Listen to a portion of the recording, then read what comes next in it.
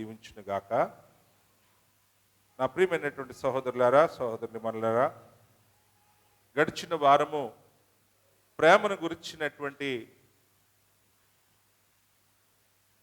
సందేశాన్ని మీకు అందించడం జరిగింది. దేవుడు ప్రేమించమని ఆజ్ఞ ఇచ్చాడు. పౌలు ప్రేమించకపోతే నువ్వు శప్తుడివని తెలియచేస్తా ఉన్నాడు. కాబట్టి మనమందరము కూడా ఆ దేవుని ప్రేమను కలిగిన వారమై ఆ ప్రేమతో మనల్ని మనం బలపరుచుకుంటూ ఇతరులను కూడా అదే ప్రేమలో మరి చూడగలిగే, నడిపించగలిగేటటువంటి కృప మనందరికీ కూడా దేవుడు అనుగ్రహించాలని నేను కోరుకుని ఉన్నాను. ఈ దినము మరి మన కొరకు ఏర్పాటు చేయబడినటువంటి వాక్య భాగాన్ని మనం ధ్యానం చేస్తూ ఉన్నప్పుడు యాకోబు రాసినటువంటి పత్రిక మరి 1వ అధ్యాయము 2, 3, 4 వచనాలు నేను చదువుతా ఉన్నాను. జాగ్రత్తగా మీరు గమనించాలని కోరుతున్నాను. యాకోబు రాసిన పత్రిక 1వ అధ్యాయము 2, 3, 4 వచనాలు. నా సహోదరులారా, మీ విశ్వాసమునకు కలుగు పరీక్ష ఓర్పును పుట్టించునని ఎరిగి మీరు నానా విధములైన శోధనలలో పడినప్పుడు అది మహానందమని ఎంచుకొనిడి. మీరు సంపూర్ణులను అనునాంగులను ఏ విషయములోనైనను కొదువలేని వారునై ఉండునట్లు ఓర్పు తన క్రియను కొనసాగింపనీయుడి. దేవునికి స్తోత్రం కలుగును గాక. యాకోబు గారి పత్రికను మనము చూస్తూ ఉన్నప్పుడు యాకోబు పత్రిక గురించి ఒక మాట చెప్పండి అంటే ఒకే ఒక మాటలో చెప్పేస్తారు. యాకోబు గారి క్రియలు లేని విశ్వాసం మృతము అన్నటువంటి మాట యాకోబు గారు ఈ యాకోబు పత్రికలో దాని సారాంశం అండి. క్రియలు లేనటువంటి విశ్వాసము మృతము. కానీ ఈరోజు ఆ క్రియ నీ విశ్వాసములో యాకోబు గారు కనబడుస్తున్నటువంటి ఆ మాటను ఒకసారి మనము జ్ఞాపకం చేసుకోవాలి. మీ విశ్వాసమునకు కలుగు పరీక్ష ఒక క్రియను కలుగ చేస్తూ ఉంది. ఏమిటంటే ఓర్పును. అంటే ఓర్పు కూడా మన జీవిత విధానములో ఒక క్రియే అనేటువంటి విషయాన్ని ఆయన మనకు తెలియజేస్తూ ఈ ఓర్పు పుట్టించినని మీరు ఎరిగి నానా విధములైన శోధనలలో పడినప్పుడు అది మహానందమని ఏం చేయమంటున్నాడు? ఎంచుకొనండి అని అంటున్నాడు. అనగా క్రోధానికో అసహనానికో తొందరపాటుకో దుడుకుతనానికో కోపోద్రేకానికో దేనికి కూడా మీరు తావీయక మీ విశ్వాసమునకు కలిగినటువంటి ఏమంటున్నాడండి? పరీక్షలు. ఈరోజు ఆ పరీక్షలు ఏమిటి అని మనము జాగ్రత్తగా గమనించినట్లయితే ఈరోజు ఆరాధన నడిపించినటువంటి సహోదరులు మన ఎంతగానో బలపరిచారు. మనకు కలిగినటువంటి శ్రమలలో, మనము ఎదుర్కొంటున్నటువంటి నిందలు, అవమాన స్థితులలో, మనము ఊహించినటువంటి ఉపద్రవములు మన మీద తాండవాడుతున్నటువంటి పరిస్థితుల్లో మనము ఏమి చేయగలుగుతాం? మనము ఏమి చేయగలుగుతాం? మన శక్తి ఏ పాటిది? మన బలము ఏ పాటిది? దూకేస్తాం. తర్వాత పర్యవసానాలు మళ్ళీ మన మీదే. దానికి కూడా సహోదరి గౌరీ గారు చెప్పినటువంటి సాక్ష్యములు ఉన్నటువంటి అంతర్భాగము చూసినట్లయితే అనుకోకుండా భార్యాభర్తల మధ్య కలిగినటువంటి మనస్పర్ధలు ఒకరినొకరు ఓర్చుకోవడానికంటే, ఒకరినొకరు అర్థం చేసుకోవడానికంటే, ఒకరినొకరు దుయ్యపట్టుకోవడానికే వారు చోటిచ్చారు. దుయ్యపట్టుకున్నటువంటి ఆ చోటిచ్చుకుని వారి జీవితములను వారి శోధనలోనికి తీసుకుని వెళ్ళిపోయారు. ఇప్పుడు అక్కడ ఆ బిడ్డను బట్టి కలిగినటువంటి పరిస్థితుల్లో ఇప్పుడు వారి పరిస్థితి ఏమిటంటే ఓర్పు. హల్లెలూయా. ఏమిటి ఈ ఓర్పు? ఏమిటి ఈ ఓర్పుకు ఉన్నటువంటి గొప్పతనము? ఈ ఓర్పులో ఉన్నటువంటి గొప్పతనం ఏమిటంటే 15 రోజులు బట్టి ఆ మనిషి బతకదు అని డాక్టర్లు చెప్పేస్తా ఉన్నా మనం ఏమాత్రము కూడా తొందరపడకుండా మన విశ్వాసము, ఎవరి విశ్వాసం ఇది? నా విశ్వాసము, ఆ తల్లిదండ్రుల విశ్వాసం కాదు, ఇది గౌరీ విశ్వాసం. ఈ గౌరీ విశ్వాసమునకు కలిగిన ఈ పరీక్షలో ఆమె ఇప్పుడు ఏమి చేస్తుందంటే, వారు తొందరపడి మాట్లాడారని చెప్పి నేను తొందరపడి మాట్లాడినా, అనుకున్నది అనుకున్నట్టుగా జరగకపోతే, నేను దేని గురించి అయితే ఆశపడి ప్రభు సన్నిధిలో ఆ బిడ్డను బట్టి నేను భారం కలిగి ఉన్నానో ఆ భారం యొక్క విలువ దానిని నేను పోగొట్టుకున్నవా వాడినవుతా. కాబట్టి ఈ పరిస్థితుల్లో ఓర్పు ఏ రీతిగా తన కార్యాన్ని జరిగిస్తుంది అని మనం జాగ్రత్తగా చూసినప్పుడు, ఒక పక్కన ప్రమాదము పొంచి ఉంది. ఆ బిడ్డకి ఏమైనా అయితే ఆ రెండు కుటుంబాల మధ్య జరిగేటటువంటి పరిస్థితులు మనం ఎవరూ కూడా ఊహించలేము. నా ప్రియమైన దేవుని బిడ్డలారా, ఒక తొందరపాటు ఎంత స్థితికి తీసుకుని వెళ్ళింది అని అంటే, భార్యాభర్తల మధ్య వచ్చినటువంటి ఆ పొరపొచ్చ వారిద్దరి ప్రేమను భగ్నపరిచింది, వారిద్దరి యొక్క అండర్స్టాండింగ్ని భగ్నపరిచింది, వారికి ఉన్నటువంటి ఒకరి పట్ల ఒకరికి ఉన్నటువంటి గౌరవాన్ని భగ్నపరిచింది. దాని పర్యావసానము బిడ్డ మీద. ఇప్పుడు ఆ భార్యాభర్తలు ఓర్పుతో ఉండాలి. ఇప్పుడు ఆ భార్యాభర్తల కుటుంబాలు ఓర్పుతో ఉండాలి. ఇదిగో అక్క, నువ్వు సహాయం చేయని ఈవిడ దగ్గరికి వచ్చినప్పుడు ఇప్పుడు ఈవిడ కూడా చెప్పింది ఏంటంటే, తొందరపడకుండా ధైర్యము వహించండి. దేవునికి స్తోత్రం కలుగును గాక.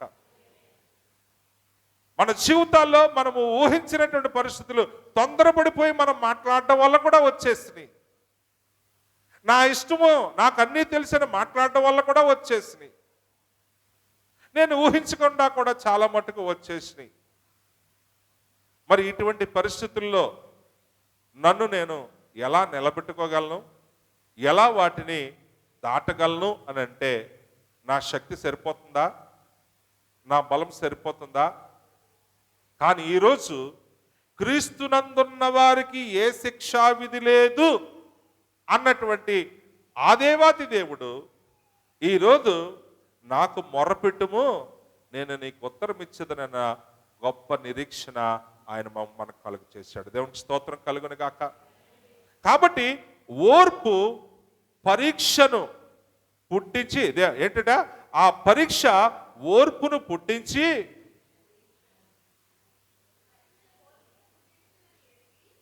ఎరిగి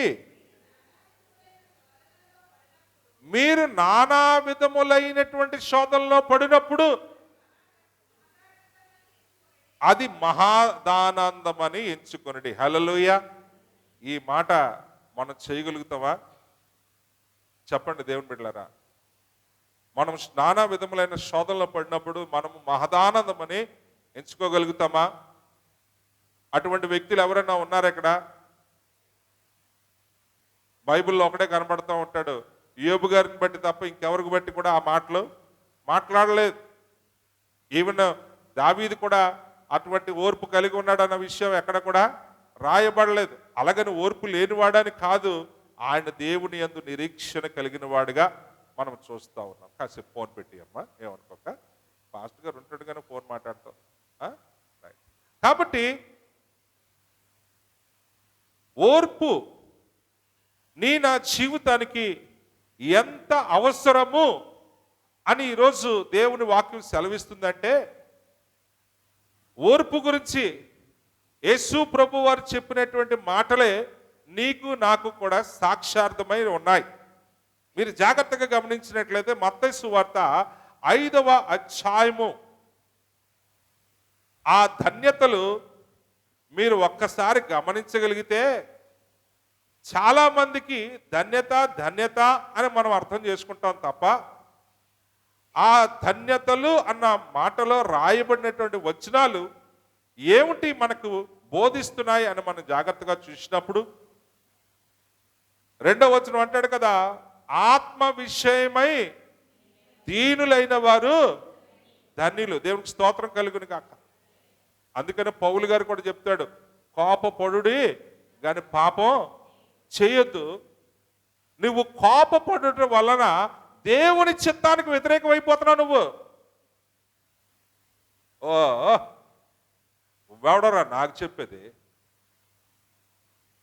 బీపీ పెరిగిపోతుంది, రక్తపోటు పెరిగిపోతుంది.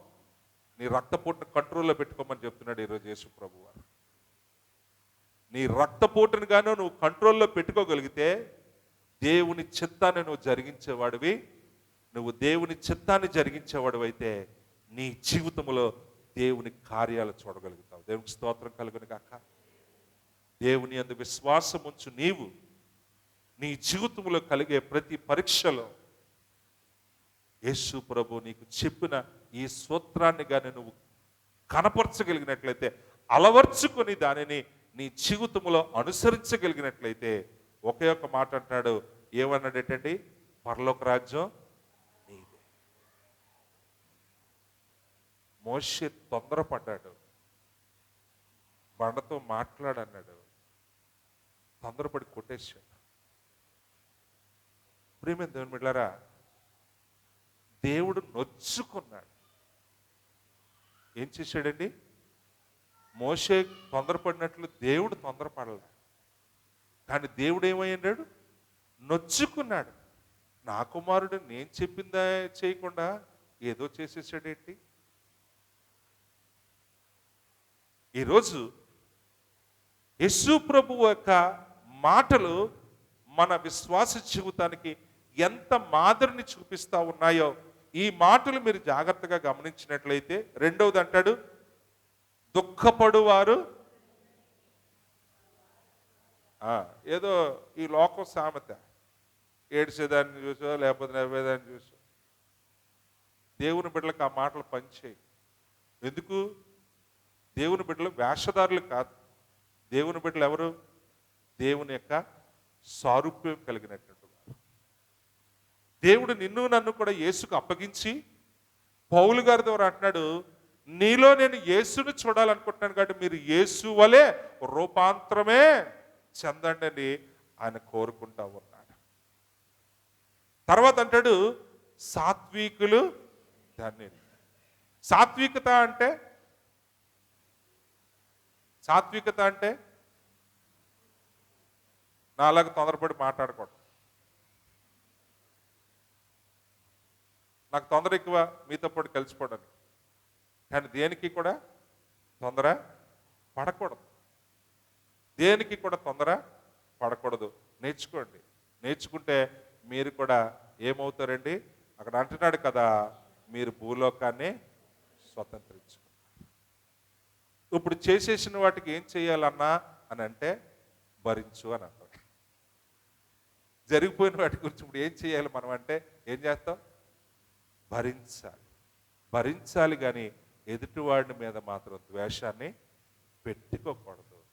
అదే నా జీవితంలో యేసు నుండి నేను తొందరపడి సంపాదించుకున్న గొప్ప వరం ఏమైనా ఉందంటే, దేనికి తొందరపడకుండా కనిపెట్టుకొని ఉండడమే మన జీవితంలో మనం నేర్చుకోవాల్సినటువంటి గొప్ప ధన్యత. ఇంకా నీతి కొరకు ఆకలి దప్పులు. హల్లెలూయా. నీతి కొరకు ఆకలి దప్పులు అంటే, ఈరోజు నీతి అనేది నాకు జీవితంలో ఒక పెద్ద ప్రశ్నార్థకం అయిపోయింది. నీతి ఏంటో నాకు అర్థం కావట్లేదు.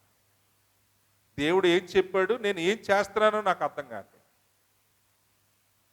అమ్మా ఇది మంచిదా అని అంటే ఎవరు మంచి వాళ్ళు చెప్పేస్తున్నారు, ఎవరి తరపున వారి నీతి వాళ్ళు చెప్పేస్తున్నారు. ఇంతకీ నీతి అంటే ఏమిటి అనేది నాకు ఒక ప్రశ్నార్థకంగా మిగిలిపోయింది. ఎవరి తరపున వాళ్ళు వాళ్ళ యొక్క నీతిని చెప్పేసుకుంటున్నారు, ఎవరి తరపున వాళ్ళ యొక్క న్యాయాన్ని చెప్పేసుకుంటున్నారు, ఎవరి తరపున వాళ్ళే నేను మంచోడిని అని చెప్పేసుకుంటున్నారు. ఇంతకీ బాగుపడే పరిస్థితి ఏమిటి అనేది మాత్రం కనపడలేదు. కాబట్టి ఈరోజు అపోస్తులైన పౌలు అంటారు, దేవుని నీతి అయినటువంటి యేసు అని అన్నాడు. హల్లెలూయా. అపోస్తులైన పౌలు గారు, నీ నీతి నా నీతి ఏ నీతి లేదు కానీ మనందరి నీతి యేసు ప్రభు మనకు చూపించిన నీతి, ఆయన మాట్లాడిందే మనకి నీతి. ఈరోజు ఆ నీతి కొరకు నీవు నిలబడగలిగిన వాడు అవుతే, అక్కడ అంటున్నాడు కదా, వారు ఏమవుతారటండి? తృప్తిపరచబడతారు. అది ఎవరు చేస్తారో నాకు తెలియదు, నా యేసయ్య నాతో చెప్పిన మాట. కనికరం, ఇవన్నీ మనకు రక్తపోటును పెంచే మాటల, రక్తపోటును దించే మాటల? ఇందులో సైన్స్ దాగి ఉంది. కాబట్టి నా ప్రియమైన దేవుని బిడ్డలారా, మీ విశ్వాసము మిమ్మల్ని తొందరపడి కర్ర పట్టుకోవడానికో కత్తి పట్టుకోవడానికో కాదు, కానీ మీరందరూ కూడా దేవుని వాక్యమును చేత పట్టుకోవడమే కాదు, తొందరపడి మాట్లాడకుండా, ఆఖరికి మిఖాయిలు కూడా సాతాన్ని చూసి కొట్టాలన్నంత కోపం ఉంది, చంపేయాలన్నంత కోపం ఉంది. కానీ అక్కడ మిఖాయిలు కూడా ఏం చేయగలిగినాడు? రే, మా చేతుల్లో పెట్టుంటే దేవుడు ఈ పాటికి నీ అంతు చూసేవాడిని. కానీ ఇక్కడ కూడా అది ఆయనే చూసుకుంటానన్నాడు, మమ్మల్ని ఎవరిని మాట్లాడొద్దు అన్నాడు కాబట్టి వదిలేస్తున్నాను. సాతానా, దేవుడే నేను గద్దించిన కాక అన్నాడు. హల్లెలూయా. చూడండి, మిఖాయిల్ అంతటి వాడే తనకున్నటువంటి ఆవేశాన్ని కూడా ఎంతగా కంట్రోల్ చేసుకున్నాడు అని అంటే, కళ్ళ ముందు జరుగుతున్నటువంటి అన్యాయం, అపవాది ఏ రీతిగా సమస్తాన్ని పాడు చేస్తున్నాడో దాన్ని చూసి కూడా తట్టుకోలేనంత కోపం వస్తున్నా సరే తొందరపడి దేవుని చిత్తానికి వ్యతిరేకము అవడానికి ఇష్టపడలేదు. మీరు అది ఎక్కడది? యోధా పత్రికలో రాయబడి ఉంటుంది. యోధా పత్రిక ఉన్నది ఒకటే అధ్యాయం, అందులో రాయబడి, సాతానా, దేవుడు నిన్ను గద్దించును కాక. నా ప్రియమైన దేవులారా, మన జీవితంలో మనకు కలిగే పరిస్థితులు అవి మనలను ఇబ్బంది పాలు చేసినప్పటికీ కూడా దేవుని బిడ్డ యొక్క లక్షణం ఏమై ఉండాలని అంటే, నీవు క్రీస్తు యేసునకు కలిగినటువంటి మనస్సును నువ్వు కలిగి ఉండాలని దేవుడు మనందరినీ కూడా కోరుకుంటా ఉన్నాడు. హల్లెలూయా. అదేంటనియా, మరి మా న్యాయం ఎవడు చేస్తాడు మాకు? మరి అందరూ ఇలా చేసేస్తుంటే మేము అందరూ ఊరుకుంటూ ఉంటుంటే మాకు మంచి ఏం జరుగుద్ది అని అంటే, ఈరోజు క్రీస్తుని ధరించుకో, క్రీస్తు కొరకు నిలబడు, క్రీస్తు నీతిని కలిగి ఉండు, క్రీస్తు నీతిలోనే నువ్వు జీవించు, దేవుని యొక్క గుణగణాలతో నువ్వు నింపబడు, దేవుని కార్యాలకి చోటిచ్చాయి. అందుకనే ఆయన వలె మనం అందరము కూడా అంత ఓర్పు, అంత శాంతి మనము కలిగి ఉండేవారుగా ఉండాలని ఆయన మనలను కోరుకుంటున్నాడు. ఇంతకీ ఆయన గురించి ఏం చెప్పబడింది అని మనం జాగ్రత్తగా చూసినట్లయితే 103వ దావీదు కీర్తనలో ఆయన గురించి ఒక చక్కని మాటలు కొన్ని వివరించబడ్డాయి. వాటిని మీకు జ్ఞాపకం చేయాలని ఆశపడుతున్నాను. ఆయన గురించి ఏం రాయబడింది? 8, 9, 10 వచనాలు, 11వ వచనం వరకు మనం చూసుకుందాం. ఏమంటున్నాడు చూడండి. ఏమిటండి? యెహోవా. కరెక్టేనా? మీరు నేను చదువుతున్న మాట కరెక్టేనా? ఇదేంటిది? యెహోవా రోషం కలిగిన దేవుడు కదా. ఇదేంటి? యెహోవా సైన్యములకు అధిపతి అని యెహోవాగా. మరి ఇక్కడేంటి? దేవుని గురించినటువంటి లక్షణాలు ఎలా కనబడతా ఉన్నాయి? ఆయన గురించి చెప్పబడుతూ ఉంది, ఆయన దయాదాక్షిణ్యపూర్ణుడు, కృప సమృద్ధి కలవాడు. ఏంటండి? ఎక్కడుంది ఇది? దీర్ఘశాంతుడు. తర్వాత ఏమ్మా? కృపా సమృద్ధి గలవాడు, ఆయన ఎల్లప్పుడూ. అయ్యి బాబు, ఈ మధ్య క్రైస్తవులు తొందరపడిపోతున్నారు వ్యాజ్యానికి. వ్యాజ్యం ఆడడం వల్ల ఏం దొరుకుతుందట? దేవుని చిత్తానికి వ్యతిరేకమైపోతుంది. ఎవరి పట్లయితే మనం దేవుని ప్రేమను కలిగి ఉండవాలో, ఎవరి పట్లయితే మనం దేవుని ప్రేమను కనపరచవలసిన వారమై ఉంటున్నామో, వారి పట్ల మనము తొందరపడడం వల్ల మనకు జరిగేటటువంటి పరిస్థితులు ఏమిటాయని అంటే, దేవుని చిత్తానికి. అందుకనే మనుషుని యొక్క కోపం దేవుని చిత్తాన్ని, నీకు నాకు కోపపడే అవకాశం లేదు. నీవు నేను కూడా ఈరోజు దేవుని ప్రేమను బట్టి నడుచుకోగలిగితే, ఆయన అంటున్నాడు కదా, మనపక్షంగా యుద్ధం చేసేటటువంటి దేవుడట. అందుకనే ఆ కిందన ఇంకేదో మాటలు మాట్లాడుతూ ఉన్నాడు. ఆయన ఎల్లప్పుడూ వ్యాజ్యమాడువాడు కాడు. ఓ హల్లెలూయా. ఆయన నిత్యము కోపించువాడు కాడు. మన పాపములను బట్టి మనకు ప్రతీకారము చేయలేదు. మన దోషములను బట్టి మనకు ప్రతిఫలము ఇయ్యలేదు. భూమి కంటే ఆకాశము ఎంత ఉన్నతముగా ఉన్నదో ఆయన యందు భయభక్తులు కలవారి ఎడల ఆయన కృప అంత అధికముగా ఉన్నది. దేవునికి స్తోత్రం కలుగును గాక. ఇవి దేవుని గురించి మాట్లాడుతున్నటువంటి మాటలు. ఈరోజు అంత గొప్ప దేవుని కలిగి ఉన్నటువంటి నీవు నీ జీవితములో ఆ ఓర్పుకు సంబంధించిన ఈ యొక్క గుణగణములు, దీన్నే పర్యాయ పదములు అనుకోండి, లేకపోతే ఓర్పు కాక అక్క చెల్లెల్లో అన్న తమ్ముళ్ళో అనుకోండి. ఇవి మన జీవితంలో మనము కలిగి ఉండడం వల్ల మన జీవితములను మనం ఏ రీతిగా నడిపించుకోగలుగుతాము అని మనం జాగ్రత్తగా గమనించినట్లయితే, చూడండి ఒక చక్కని మాట. యాకోబు రాసిన పత్రిక 1వ అధ్యాయము 12వ వచనాన్ని మీ ముందు ఉంచుతా ఉన్నాను. జాగ్రత్తగా తొందరగా తీసిన వారు ఎవరు ఉంటే చదవండి. యాకోబు పత్రిక 1వ అధ్యాయము 12వ వచనము. శోధన జయించువాడు ధన్యుడు, అతడు శోధనకు నిలిచిన వాడై ప్రభువు తన్ను ప్రేమించు వారికి వాగ్దానము చేసిన జీవ కిరీటము పొందును. దేవునికి స్తోత్రం కలుగును గాక. చూడండి ఎంత చక్కని మాట. ఇందులో ఉన్నటువంటి సత్యాన్ని మీరు వినడం కాదు, దయచేసి నాన్న కుర్చీ వేసి కూర్చోబెట్టు, అని కుర్చీ ఇవ్వు, నువ్వు పెద్దోళ్ళు వచ్చినాడు, మనం మర్యాద ఇవ్వాలిగా, ఒక కుర్చీ వేయండి అక్కడ. రైట్. కాబట్టి శోధన సహించువాడు ధన్యుడు, అతడు శోధనకు నిలిచిన వాడైతే. ఏంటి శోధన వచ్చిందని తొందరపడ్డా? శోధనకు నిలిచిన వాడైతే ఒకటే ఒక మాట, దేవుడే ఇప్పుడు డైరెక్ట్గా ఎంటర్ అయిపోతున్నాడు ఆ పరిస్థితిలోకి. ఏమిటంటున్నాడు? ప్రభువు నిన్ను ప్రేమించాడు కాబట్టి, అదే అంటున్నాడు, ప్రభువు తన్ను ప్రేమించు వారికి వాగ్దానము చేసిన జీవ కిరీటము. నువ్వు శోధనకు నిలిచిన వాడవైతే, అనగా ఎలా నిలవగలుగుతావు?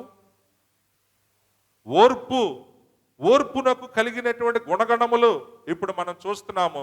అవి మన జీవితములో మనము వాటిని అలంకారముగా, పరిశుద్ధ అలంకారముగా మనము ధరించుకోగలిగినప్పుడు ఏం చేయబడుతుందంటండి? దేవుని చిత్తమును మనము నెరవేర్చువారుగా నిలబడినప్పుడు ఆవిడ ఒకటే అంటున్నాడు, నేను నిన్ను ప్రేమించాను. ప్రభువే తన్ను ప్రేమించు వారికి. దేవుడు అంటున్నాడు, నేను నిన్ను ప్రేమించాను, నువ్వు నిలిచిన వాడవు కాబట్టి నేను నీకేమిస్తానంటున్నాడండి ఆయన? జీవ కిరీటము. హల్లెలూయా. లేదా ఇప్పుడే లెక్క తేలిపోవాలని అందామా? లెక్క తేల్చుకుంటే ఎవడు కూడా మిగలడు, ఆఖరికి బూడిదే. ఈరోజు లెక్కలు తేల్చేసుకోవడానికి మనం సిద్ధపడుతున్నాం. లెక్క ఏమీ లేదు. నీ లెక్క నా లెక్క సెటిల్ చేసేవాడు ఆయనే. దేవునికి స్తోత్రం కలుగును గాక. కాబట్టి ఇప్పుడు దేవుడు నీతోను నాతోను అంటున్నాడు కదా, నీవు నేను కూడా శోధనకు నిలిచిన వారము. అదే కదా పైన అన్నాడు ఆ 2 లైన్లోని, మీరు నానా విధములైన శోధనలోనికి పడినప్పుడు వాటిని మీరు మహా ఆనందముగా ఎంచుకోండి తప్ప వాటిని మీరు కక్షలుగా మార్చుకోవద్దు. ఆ రీతిగా నువ్వు శోధనకు నిలిచిన వాడవైతే నా వాగ్దానము నీకే, నేను నీకేమిస్తానంటాడండి? జీవ కిరీటాన్ని నేను మీకు ఇస్తానని ఆయన వాగ్దానము చేస్తూ ఉన్నాడు. ఈరోజు ప్రభు నిన్ను నన్ను కూడా కోరుకుంటుంది ఒకటే. ప్రకటన గ్రంథము 2వ అధ్యాయము 10వ వచనములో ఒక చక్కని మాట ప్రభు మనలను కోరుకుంటున్నాడు. ఏమి కోరుకుంటున్నాడు చూడండి. 2వ అధ్యాయము 10వ వచనము, ప్రకటన గ్రంథము. ఇదిగో మీరు శోధింపబడినట్లు అపవాది మీలో కొందరిని చెరలో వేయింపబోచున్నాడు. 10 దినములు శ్రమ కలుగును, మరణము వరకు నమ్మకముగా ఉండుము, నేను నీకు జీవ కిరీటం ఇచ్చెదను. హల్లెలూయా. ఇంతకీ 10 దినములు నువ్వు నమ్మకంగా ఉండు అని అంటున్నాడు. ఎవరికి నమ్మకంగా ఉండాలి? దేవునికి, నమ్ముకున్న దేవునికి నువ్వు నమ్మకంగా. మరి ఇందాక అక్కడ ఏం చెప్తున్నాడంటే, ప్రభు తను ప్రేమించిన వాడికి జీవ కిరీటం ఇస్తున్నాడు. ఈరోజు ప్రభువుని అనుసరిస్తున్నటువంటి నీవు ఆ ప్రభువుకు నువ్వు నమ్మకంగా ఉండడం అంటే అక్కడ వస్తుంది ఏమన్నా మహాశ్రమలుగా? అక్కడ ఏమంటున్నాడంటే ఆ పై వచనములో, నమ్మకంగా ఉండడానికి పరిస్థితి అక్కడ ఏమైనా అనుకూలంగా ఉందా? మీరు శోధింపబడినట్లు అపవాది మీలో కొందరిని చెరలో వేయించబోతా ఉన్నాడు. దేవునికి స్తోత్రం కలుగును గాక. శ్రమలు చెప్పి రావు, వస్తే నువ్వు ఎలా నిలబడాలి అనేది ఇక్కడ దేవుడు నిన్ను నన్ను కూడా కోరుకుంటున్నాడు. నువ్వు 10 దినముల శ్రమ నీకు కలుగును, కానీ ఇక్కడ నువ్వు నేను చేయాల్సింది ఏమిటంటే మరణము వరకు నమ్మకముగా. నమ్మకంగా ఉండడం అని అంటే అర్థం ఏంటి? శోధన వచ్చిందని తొందర పడక, నీ రక్తపోటుని పెంచుకుని నీ ఆలోచన నువ్వు పోగొట్టుకొనవద్దు. నీలో ఉన్నటువంటి ఆత్మకు శోభ కలగనివ్వద్దు. నేను ఎప్పుడు కూడా 2 వాక్యాలు ఎప్పుడు అందరితో కూడా చెప్తూ ఉంటాను. ఎప్పుడైనా ప్రార్థనలో ఉన్నప్పుడు, ఎంత గొప్ప మాటలు అంటే ఆ మాటలు అవి వినడానికే కాదు, దాన్ని అనుభవిస్తే దేవుడు నీ పక్షంగా కూడా గొప్ప కార్యాలు చేస్తాడు. చూడండి, ఈ 31వ దావీదు కీర్తన ఎంత అద్భుతమైనటువంటి మాట అండి. ఆ మాట కీర్తనకారుడు ఎంత ఆదరణ పొందుకొని ఉన్నాడో ఈ విషయాలన్నింటిలోనూ. చూడండి, 31వ దావీదు కీర్తన ఆఖరి 2 వచనాలు చదువుకుందాం. యెహోవా భక్తులారా, మీరందరూ ఆయనను ప్రేమించుడి. యెహోవా విశ్వాసులను కాపాడును, గర్వముగా ప్రవర్తించు వారికి ఆయన గొప్ప ప్రతీకారము చేయును. యెహోవా కొరకు కనిపెట్టు వారలారా, మీరందరూ మనస్సున ధైర్యము వహించి నిబ్బరముగా ఉండు. దేవునికి స్తోత్రం కలుగును గాక. ఎవడైతే దేవుని కొరకు కనిపెట్టుకుని ఉంటాడో, ఎవరైతే దేవుని మీద ఆధారపడి ఉంటాడో, శోధన వచ్చిందని వాడు కృంగిపోడు. కానీ ఇక్కడ అంటున్నాడు కదా, మీకు కలుగు మహాశోధనలో మీరు వాటిని ఎలాగించుకోమంటున్నాడండి? మహా ఆనందమని మీరు ఎంచుకొని ప్రభువుని స్తుతించేవారుగా మనము నిలబడాలి. ఇదే దేవుణ్ణి నమ్ముకున్న, దేవుణ్ణి ఆశ్రయించిన, దేవుణ్ణి వెంబడిస్తున్నటువంటి దేవుని బిడ్డల జీవితంలో దేవుడు ఏర్పరిచినటువంటి నీతి సాధనములు అన్న విషయాన్ని మనము అర్థం చేసుకోగలిగితే పరిశుద్ధాత్మ దేవుని యొక్క కార్యాలను నీ జీవితంలో నువ్వు చూడగలుగుతావు. హల్లెలూయా. ఏమంటున్నాడంటే నిబ్బరముగా మీ మనస్సున ధైర్యము వహించి నిబ్బరముగా అంటే ఏమిటి? ప్రభు మీద నీ మనస్సును ఆ రీతిగానే నిలబెట్టుకో. ప్రభుకి అప్పగించు. ప్రభువా, ఈ పరిస్థితుల్లో కూడా నన్ను నడిపించగలిగిన వాడువు కూడా నీవే అని ఆయన మీద ఆధారపడమే మరణం వరకు నమ్మకముగా జీవించడం అన్న విషయాన్ని మీరు జాగ్రత్తగా గమనించాలి. నా ప్రియమైనటువంటి దేవుని బిడ్డలారా, మీరు జాగ్రత్తగా చూసినట్లయితే ఈ కష్టతరమైన పరిస్థితులు 2 పేతురు 2వ అధ్యాయము 6వ వచనం నుంచి, 2 పేతురు 2వ అధ్యాయము 6వ వచనం నుంచి 9 అనగా 3 వచనాలు మనం చదువుకుందాం. రెండవ పేతురు 2వ అధ్యాయము 6వ వచనం నుంచి 9 వచనాలు 3 వచనాలు చదువుకుందాం. చదవండి. మరియు ఆయన సొదొమ గొమొర్రాలను పట్టణములను భస్మము చేసి ముందుకు భక్తిహీనులగు వారికి వాటిని దృష్టాంతముగా ఉంచుటకై వాటిని నాశనము విధించి దుర్మార్గుల కామ వికారయుక్తమైన నడవడి చేత బహు బాధపడిన నీతిమంతుడగు లోతును తప్పించెను. ఆ నీతిమంతుడు వారి మధ్యన కాపురముండి తాము చూసిన వాటిని బట్టియు వినిన వాటి బట్టియు వారి అక్రమ క్రియల విషయములలో దినదినము నీతిగల తన మనస్సును నొప్పించుకొనుచూ వచ్చెను. దేవునికి స్తోత్రం కలుగును గాక. భక్తులను శోధనలో నుండి తప్పించుటకును దుర్నీతి పరులను ముఖ్యముగా మలినమైన దురాశ కలిగి శరీరానుసారముగా నడుచుకొనుచు ప్రభుత్వమును నిరాకరించుచు శిక్షలో ఉంచబడిన వారిని తీర్పు తీర్చు దినము వరకు కావలిలో ఉంచుటకు ప్రభువే సమర్థుడు. హల్లెలూయా. అర్థమైంది ఇక్కడ చెప్పిన మాట? అర్థమైందా? లోతు తన చేతుల్లోకి ఏమీ కూడా తీసుకోలేదు. ఏమంటున్నాడండి? ముందుకు భక్తిహీనులకు వారికి వాటిని దుష్టాంతములుగా ఉంచుటకై వాటికి నాశనాన్ని విధించాడు దేవుడు. అయితే లోతు ఉన్న ప్రాంతములో ఉన్నటువంటి పరిస్థితులను ఇక్కడ జ్ఞాపకం చేస్తూ దుర్మార్గులు అలాంటి వారేటండి కామ వికారయుక్తమైన నడవడి చేత అక్కడ పరిస్థితి ఎలాగుంది? వచ్చిన దేవదూతలు సైతము కూడా మా యొద్దకు పంపించు అని కళ్ళు బైర్లు కమ్మేసినటువంటి దుర్మార్గులు, దుష్టులు సొదొమ గొమొర్రా ప్రజలు. అటువంటి పరిస్థితుల్లో కూడా తన నీతిని కాపాడుకుంటూ, ఏ నీతి అండి? ఆ నీతి చేతిలో కర్ర పట్టుకున్నాడా, కత్తి పట్టుకున్నాడా? తొందరపడి కర్రగాని కత్తిగాని పట్టుకుంటే ఒకటి మీద 100 కాదు 1000 మంది పడి అసలు అక్కడ ఎముకలు కూడా కనపడవు.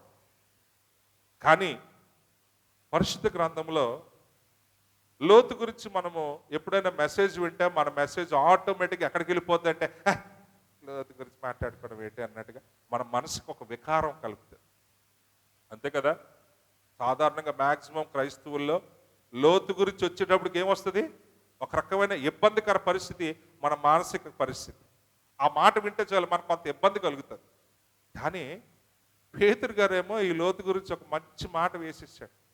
ఏం మాట వేసాడండి?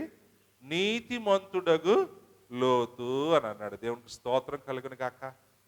కాబట్టి ఈరోజు మన ఆలోచనల్ని ప్రభు యొక్క మాటలతో ఒక్కసారి కానీ అనుసంధానించినట్లయితే, ఫిలిప్పీయులకు రాసిన పత్రికలో అంటాడు కదా, సమస్త జ్ఞానమునకు మించిన దేవుని యొక్క సమాధానము. దేవునికి స్తోత్రం కలుగును కాక. అది మన హృదయములకు, మన తలంపులకు మన ప్రభువైన క్రీస్తు యేసు వలన కావలి ఉండును. హల్లెలూయా. ప్రభువైన యేసు క్రీస్తు వలన మనకేం కలుగుతుందటండి? మన తలంపులకు, మన హృదయాలకు అది కావలి కాస్తుందట. అంటే తొందరపడక నాయనా అని. హల్లెలూయా. ఓర్పు, ఓర్పు, తగ్గించుకో, నెమ్మదిగా ఉండు, తొందరపడక. నువ్వు తొందరపడడం వల్ల దేవుని చిత్తము నీ జీవితంలో నెరవేర్చుకోకుండా నీవే దాన్ని అడ్డకించుకున్నవాడు అవుతావు. తొందరపడకు, ఓర్పు కలిగి. అందుకనే అక్కడ ఏమున్నాడంటే, పరిస్థితులు ఎంత దయనీయమై ఉన్నాయంటే, వారి అక్రమమైన క్రియల విషయములో దినదినము నీతి గల తన మనస్సును ఒప్పించుకొనుచు వచ్చును. నీతి గల మనస్సు. హల్లెలూయా. ఏ నీతి? ఏ నీతి? దేవుని నమ్ముకున్న నీతి. హల్లెలూయా. దేవుని ఎడల భయభక్తులు కలిగినటువంటి, దేవుణ్ణి ప్రేమించినటువంటి, ఆయన మాటలకు తన జీవితంలో చోటిచ్చినటువంటి ఆయన నీతిని నమ్ముకున్న నీతి గల మనస్సు. ఎవరి మనస్సు అటండి? లోతు గురించి ఒకవేళ ఈసారి నుంచి లోతు గురించి వస్తే తొందరపడద్దు, బిడియపడద్దు, మత్సరపడద్దు, కానీ లోతుని బట్టి కూడా దేవునికి స్తోత్రాలు చెల్లిద్దాం. హల్లెలూయా. తన మనస్సును నొప్పించుకుంటూ వచ్చినప్పటికీ కూడా అక్కడ ఏం చేసాడటండి, భక్తులను శోధనలోంచి తప్పించుటకు ఆయన సమర్థుడు, అలాగే విరోధులను కూడా లయపరచుటకు ఆయన సమర్థుడన్న విషయాన్ని ఇక్కడ మనం జ్ఞాపకం చేసుకోవాలి. ఆ రోజు లోతు కానీ తొందరపడి ఉంటే లోతు కుటుంబం కూడా అక్కడ మిగిలి ఉండేది కాదు. లోతు దేవుని యొక్క చిత్తానికి తను తాను సమర్పించుకొని భయంకరమైన పరిస్థితుల మధ్య కూడా అనుదినము కూడా ప్రభువా మా సహాయము మా కేడము నీవేనయ్యా అని ప్రభు మీద ఆధారపడి తనలో ఉన్నటువంటి ఆవేశాన్ని, తనలో ఉన్నటువంటి ఆ కోపాన్ని అంతటి కూడా దిగమింగుకుంటూ, ఎందుకు తొందరపడడం వల్ల భార్యాభర్తలు, తొందరపడడం వల్ల ఆ భార్యాభర్తల 2 కుటుంబాలు, తొందరపడడం వల్ల భార్యాభర్తల ఎదురు కుటుంబాలకు చెందినటువంటి 2 బంధువులు అందరూ కలిస్తే అక్కడ జరిగేది ఏమిటి, భయంకరమైన దాడే తప్ప సమాధానము దొరకదు. ఇద్దరి మధ్య గొడవ ఎంతవరకు దారితీస్తుందంటే కుటుంబాల వరకు కూడా అది దారితీస్తాం. కానీ ఇక్కడ లోతు తన్ను తాను నెమ్మది పరుచుకున్నాడన్న విషయాన్ని మనం జ్ఞాపకం చేసుకోవాలని నేను మిమ్మల్ని అందరినీ కూడా కోరుకుంటా ఉన్నాను. తద్వారా ఏమి జరిగింది అని అంటే లూకాసు వార్త 21వ అధ్యాయము 19వ వచనములో భక్తులైనటువంటి లోకా గారు యేసు ప్రభు చెప్పిన మాటను చక్కగా మనకు జ్ఞాపకం చేస్తున్నాడు. 21వ అధ్యాయము 19వ వచనాన్ని మనం ఒక్కసారి జ్ఞాపకం చేసుకుందాం. ఏమంటున్నాడండి, మీరు మీ ఓర్పు చేత ఏం దక్కించుకుంటారండి, ఏం దక్కించుకుంటాం, ప్రాణములు దక్కించుకుంటాం. హల్లెలూయా. ఈ సమయంలో కూడా ఒక చక్కని సామెత గుర్తు వస్తుంది, బతుకుంటే బల్సా కన్నా తిని బతకొచ్చు, మళ్ళీ బాగుపడిన తర్వాత కావాల్సింది వండుకొని తినచ్చు. హల్లెలూయా. ఈ ఓర్పు నీకు నాకు ఏం తెచ్చిపెడుతుందండి, నీ ప్రాణాన్ని నువ్వు కాపాడుకునేటటువంటి స్థితిని తెచ్చిపెడుతుంది అనేటువంటి విషయాన్ని మనం జాగ్రత్తగా గమనించుకోవాలి. కాబట్టి శ్రమలు కలిగినాయి అని, శోధనలు కలిగినాయి అని మనం ఏ రోజు కూడా బాధపడి భయపడి తొందరపడిపోవాల్సిన అవసరం లేదు. కానీ రోమాపత్రిక 5వ అధ్యాయంలో 3-4 వచనాలు మనం చదువుకుని ముగించుకుందాం, సమయం కావస్తుంది. రోమాపత్రిక 5వ అధ్యాయము 3-4 వచనాలు చదువుకుని ముగించుకుందాం. అంతేకాదు శ్రమ ఓర్పును, ఓర్పు పరీక్షను, పరీక్ష నిరీక్షను కలుగజేయునని ఎరిగి శ్రమలయందును అతిశయపడుదుము. దేవునికి స్తోత్రం కలుగును గాక. నా ప్రియమైన దేవుని బిడ్డలారా, శ్రమ కలిగిందని, శోధన కలిగిందని తొందరపడవద్దు, కానీ దాన్ని ప్రభువుకు అప్పగించుకునేటటువంటి ఆ మనస్సు కలిగి ఉండాలని ప్రభు ఈరోజు కోరుకుంటున్నాడు. అందుకని అంటున్నాడు, నీ జీవితంలో నీవు ఓర్పుని కలిగిన వాడవే ఉంటే ఇదిగో దేవుడు నీకు వాగ్దానం చేసిన ఆ జీవ కిరీటాన్ని ఇస్తానని వాగ్దానం చేశాడు.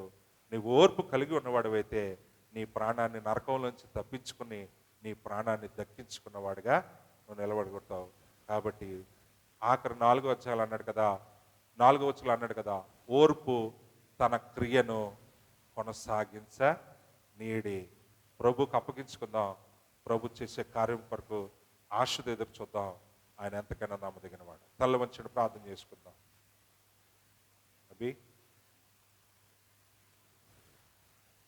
మహాపరిశుద్ధున ప్రేమ కలిగిన మా తండ్రి, కృపా సత్య సంపూర్ణుడా నీకు వందనాలు. యేసయ్యా, మరణమగునంతగా అనగా సిలువ మరణమగునంతగా నువ్వు తగ్గించుకున్నావని నన్ను అపోస్తలుడైన పౌలు గారు ఫిలిప్పీయులకు రాసిన పత్రికలో